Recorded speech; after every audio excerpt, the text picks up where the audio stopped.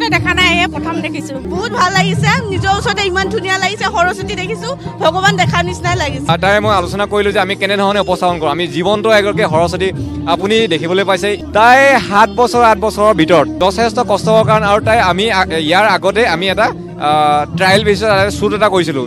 তাই যিটো আমাক দিলে মানে আমি নিজে অভিভূত। আচলতে পেছাগতভাৱে মই এগৰাকী শিক্ষয়িত্ৰী, কিন্তু কলাত্মক দিশত যিহেতু অকণমান জড়িত, গতিকে অলপমান ৰূপসজ্জাৰো মই কিছু কাম কৰোঁ।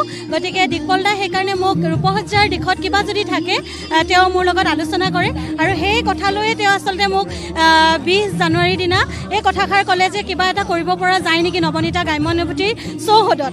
আচলতে মোৰো এই পৰিকল্পনাটো 2-3 মাহৰ আগৰ পৰাই আছিল, কিন্তু কৰিবলৈ অকণমান অসুবিধা, যিহেতু আমি শুদ্ধভাৱে উপস্থাপন কৰিব লাগিব আৰু ৰাইজৰ মাজলৈ আমি শুদ্ধভাৱে পঠিয়াব বিচাৰোঁ। তাৰ কাৰণে বহুতখিনি গৱেষণাৰো প্ৰয়োজন, আৰু 2-3 মাহৰ পৰা মই গৱেষণা চলাই আছিলোঁ, কিন্তু গোটেইখিনি বস্তু আচলতে পৰ্যাপ্ত পৰিমাণত পোৱা নাছিলোঁ। কিন্তু সঠিক সময়ত আচলতে দিকপল লাহন ককাইদেউৰ লগত যেতিয়া যোগাযোগ হয়, তেতিয়া মই গোটেইখিনি যোগাৰ কৰিব পাৰিলোঁ। আমি আচলতে বিনাখন তেওঁৰ কাৰণে আমি যোগাৰ কৰিছোঁ, যিটো আমাৰ কাৰণে বহুত ডাঙৰ চেলেঞ্জ আছিল।